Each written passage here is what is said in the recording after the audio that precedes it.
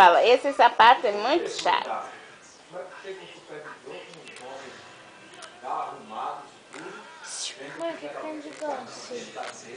Roubei a latinha do troço. Eu tô demorando. Aí vai e libera. Depois ele manda desligar as câmeras, porque tem que fazer manutenção, não sei aonde, o cara vai lá e desliga. Alguém tinha que ter, não. Os caras tinham que ter, geralmente não. Geralmente não. Bebê. Isso do peão abrir bico. Bebê. Se a gente tiver êxito, ele vai lá e sai de novo. É o cara que obedece, porque tem às vezes respeito do supervisor.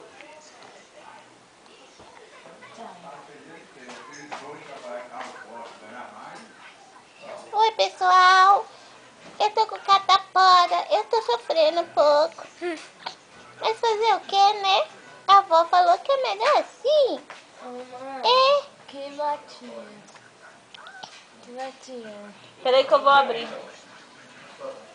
Mas que latinha. Eu peço pro meu pai se eu não consegue. Não, eu vou abrir. Eu tô falando que doce. Tá na... Olha a Sônia. Tá na pressão. Totalmente diferente. Deixa bolinando o menino, né? Quero gravar ele conversando.